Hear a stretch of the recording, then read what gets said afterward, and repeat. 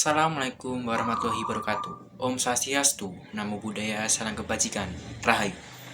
Salam cinta, salam perjuangan. Atas nama cinta, kita berjuang. Hidup mahasiswa, hidup rakyat Indonesia. Perkenalkan, saya Elang Samudra. Pada kali ini saya akan berorasi mengenai pemerataan pembangunan di Indonesia dalam mata kuliah komunikasi politik. Selamat pagi, yang terhormat Ibu Siti Muslimatul Ummah, MIP sebagai dosen pengampu mata kuliah komunikasi politik. Terlebih dahulu, izinkanlah saya menyampaikan rasa syukur atas kesempatan yang diberikan untuk berbicara pada kali ini. Hari ini, mari kita bersama-sama menjelajahi dan merenungi peran serta tanggung jawab mahasiswa dalam membangun masa depan yang lebih baik. Saudara-saudara sebangsa dan setanah air, saya hadir hari ini untuk menyampaikan pesan penting tentang pemerataan pembangunan di Indonesia. Pemerataan pembangunan adalah salah satu amanah sila kelima Pancasila, yaitu keadilan sosial bagi seluruh rakyat Indonesia. Namun, apakah kita sudah merasakan keadilan sosial tersebut? Apakah kita sudah merasakan manfaat dari pembangunan yang dilakukan oleh pemerintah? Saudara-saudara sekalian, Indonesia adalah negara yang besar dan kaya, memiliki lebih dari 270 juta penduduk yang tersebar di lebih dari 17.000 pulau. Kita memiliki berbagai macam sumber daya alami yang melimpah, mulai dari minyak, gas, batu bara, emas hingga nikel. Kita juga memiliki potensi besar di bidang pertanian, perikanan, pariwisata, dan industri kreatif. Namun, sayangnya semua potensi tersebut belum dimanfaatkan secara optimal dan merata. Saudara-saudara sekalian, kita juga masih menghadapi masalah ketimpangan pembangunan antar wilayah. Data dari Badan Pusat Statistik menunjukkan bahwa pada tahun 2022, Indeks Pembangunan Manusia atau IPM Indonesia mencapai 71,92 yang artinya kita masih berada di bawah rata-rata dunia yang mencapai 75,60. Data tersebut juga menunjukkan bahwa ada perbedaan IPM yang signifikan antara provinsi-provinsi di Indonesia. Provinsi dengan IPM tertinggi yaitu di Jakarta dengan indeks 80,77 dan IPM terendah ada di Papua yaitu 58,22. IPM perkotaan mencapai 74,81, sedangkan IPM perdesaan mencapai 67,84. Saudara-saudara sekalian, pemerintah sudah memberikan solusi untuk mengatasi ini, yaitu kebijakan Proyek Strategis Nasional atau PSN dalam mengatasi ketidakmerataan pembangunan di Indonesia.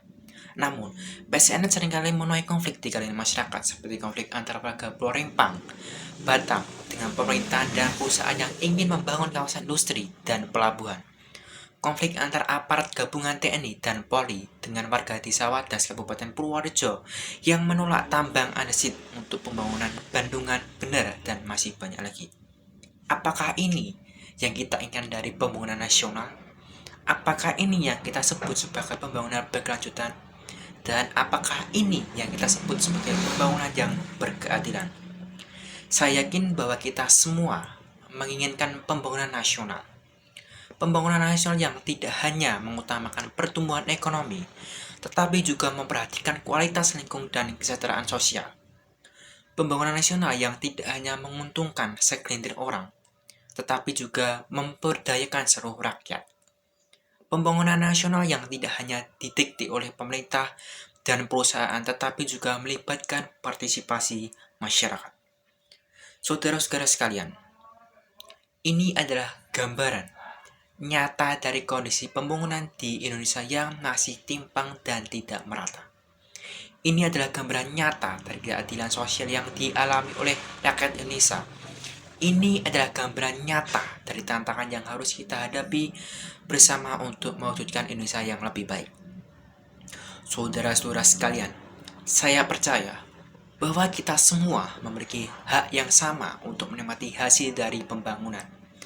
Saya percaya bahwa kita semua memiliki kewajiban yang sama untuk berkontribusi dalam pembangunan. Saya percaya bahwa kita semua memiliki cita-cita yang sama untuk mewujudkan Indonesia yang adil, makmur, dan sejahtera.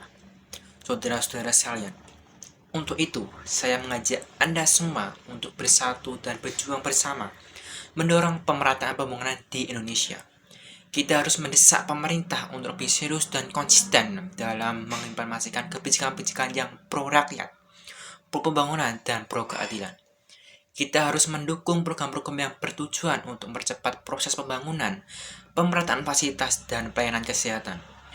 Pembangunan akses jalan dan air bersih di daerah terpencil, pengembangan dan pelatihan wilayah perbatasan, dan pengiriman tenaga ahli ke pedesaan dan daerah terpencil. Saudara-saudara sekalian, saya juga mengajak Anda semua untuk berpartisipasi dan berinovasi dalam pembangunan. Kita harus memanfaatkan potensi dan sumber daya yang kita miliki untuk menciptakan peluang dan solusi bagi masalah-masalah yang kita hadapi. Kita harus meningkatkan kualitas dan kuantitas sumber daya manusia yang kita miliki untuk bersaing di era global. Kita harus mengembangkan sektor-sektor yang memiliki nilai tambah dan daya saing tinggi seperti pertanian, perikanan, pariwisata, dan industri kreatif.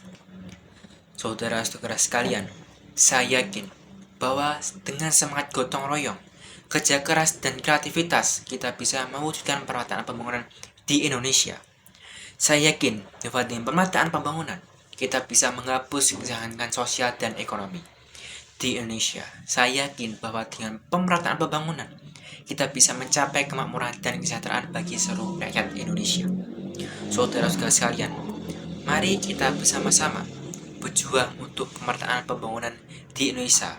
Mari kita bersama-sama berjuang untuk Indonesia yang lebih baik. Mari kita bersama-sama untuk berjuang Indonesia yang kita cintai.